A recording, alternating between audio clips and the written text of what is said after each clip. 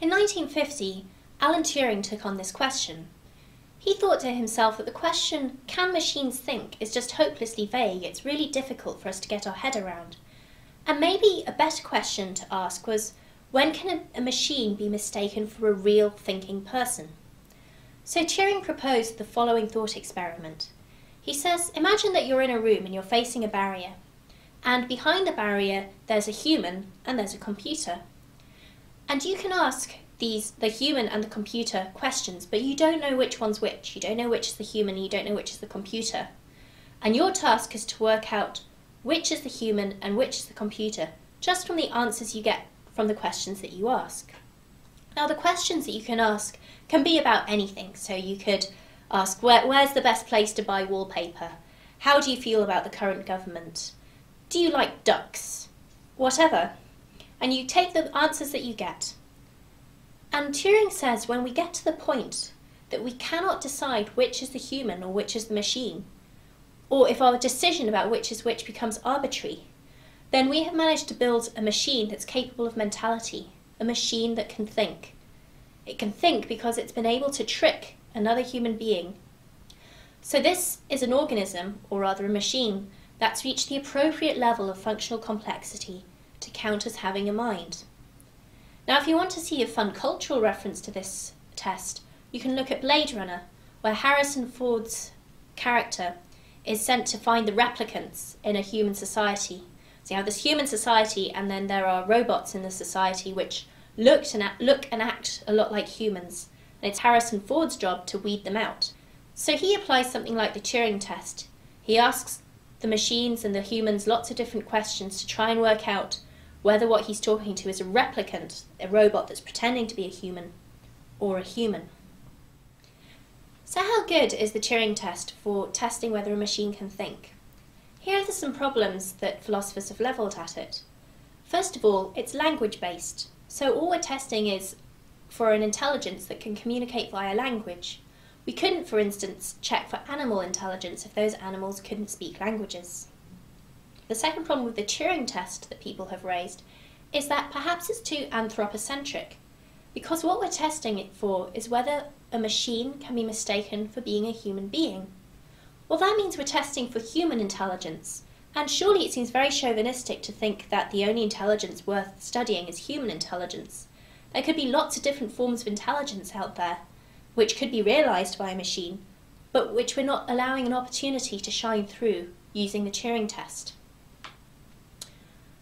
The third problem with the Turing test is that it doesn't take into account the inner states of the machine. So take, for example, a machine that's doing a sum, and you asked it, what's 2 plus 8? Now, you could have a machine that does some sort of calculation. It thinks 2 plus 8, adds the two things together and gives you the answer, 10. But you could have a machine that's programmed in a certain way that when it receives the input 2 plus 8, it rattles through its files and comes to a file which says 2 plus 8 on it, pulls it out, opens it up, and it says 10, and it throws out the answer 10. Now, in the first instance, we want to say that that machine is doing some kind of computation. It's going through some kind of process, thought process. Whereas the second machine is just retrieving a file.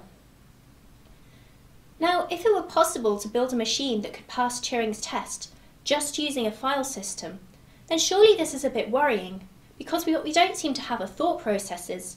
We just have a machine that can retrieve lots of different files and spit out the answers. Now, this isn't necessarily a killer flaw to Turing's plan. First of all, you could argue that a machine that just pulled out files according to the questions that it was asked probably wouldn't be able to pass the test. It would have to have such a gigantic file store and such a huge database searching system that it just wouldn't be the type of thing that could pass the test. Secondly, any kind of machine that could pass the Turing test, perhaps we don't want to go all the way and say that it has mentality, that it can have thought processes, that it can have mental states. But maybe what we should instead say is that, look, if a machine can pass the Turing test, then it must be worthwhile looking to see how it's structured. What kind of thing could pass the Turing test? Because surely that in itself is going to give us an insight into what's required for human mentality. So coming back to the thought about whether minds are really like computers. Imagine that we did build a computer that could pass the Turing test. Would this properly count as having a mind? The philosopher John Searle had some very interesting things to say about this. He introduces the following thought experiment. He says, imagine that you are in a room and there are two slots entering the room, one that says I and one that says O. And what happens is you get symbols on bits of paper that come through the I slot. Now in your room you have a book, and in the book is a list of algorithms about what to do depending on the type of symbol you receive. So if you receive a symbol, it might say, if you receive a symbol of type A, put out a symbol of type B. So you have a steady stream of symbols coming in, and you look up in your book what you should be putting out again. And let's imagine that you just have a whole stack of these symbols available to you in the room. So you receive a symbol, you check in your book what you should put through the output box, the O box, you pick up a symbol and put it back through the O box. Now imagine that, unknown to you, these symbols are actually Chinese. And the person who's feeding in the symbols is a Chinese speaker who's asking you questions. So what's happening is that you're receiving questions and you're actually giving out answers. And the rule book is such that you're actually giving out really quite coherent answers. In fact, you're realizing something like a machine that would pass Turing's test. So the Chinese speaker outside really believes that she's conversing with another Chinese speaker. Now, the big question that Searle asks is, well, I, the person inside the box, or the person inside the room, don't understand Chinese. So although I'm able to converse with this Chinese speaker in a way that seems perfectly coherent to the person outside, I myself have no understanding of what I'm doing. It doesn't make sense to say I understand Chinese because I don't. All I'm doing is looking up rules in this logbook. And Searle points out that this is just how computers work. Computers receive inputs, and then their program is like the logbook. The program tells them what sort of output they should give. So they check up or they run through a list of rules and see that given a particular input, they should give a particular output. But Searle's point is that that machine can never itself be said to understand Chinese. That machine isn't thinking. That machine is just putting on a very good simulation of a thinker, a simulation that's so good that it could fool someone on the outside, but a simulation that can't possibly count as thinking itself because there's no understanding involved. And this is one of the most important questions that's been levelled at the computational metaphor of the mind. We're saying minds are like computers, that minds take inputs, manipulate them, and send out outputs. Then where does the meaning come in? This ties back to one of our opening questions, the aboutness of thoughts. We want to say that our thoughts are about things, that our thoughts have meaning, that we can think about things. And yet what we have on this computational view of the mind is a system that has no understanding at all. There's no meaning involved. The system just receives inputs and sends out outputs. At no point do we have any understanding.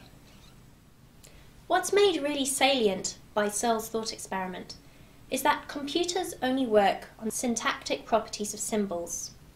What does this mean? Well, imagine you have a square with a line through it, and that's a symbol. And let's just say that that symbol is Chinese for the question, do you like ducks? And you're the person inside the Chinese room and you get this symbol in.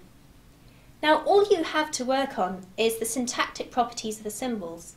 The syntactic property is just the square with the line. It's the shape of the symbol, if you like. So you look at the shape of the symbol and you give out an answer depending on what the shape of the symbol is.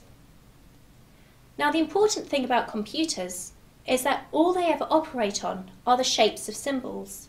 Computers don't need to understand what those symbols stand for. The computer doesn't need to understand that a square with a line through it means the question, do you like ducks? All it needs to be able to do is run its program so that it knows what the correct output to give is there.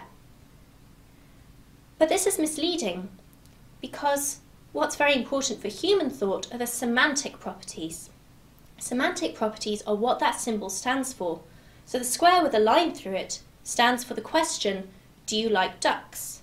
What it stands for, the meaning, is known as the semantic property of that symbol. As humans, we can look at that symbol, and provided we understand the code, we know that it stands for the question, do you like ducks? But a computer doesn't need to know that.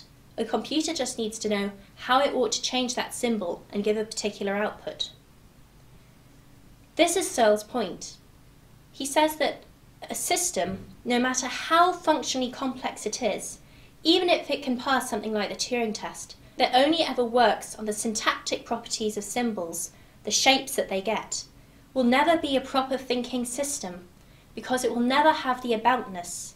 It will never be able to understand the semantic value of those symbols. And intuitively, in order to have a thinking system, you have to have a system that understands the semantic properties of symbols as well as the syntactic ones. That's how we get the aboutness of thought.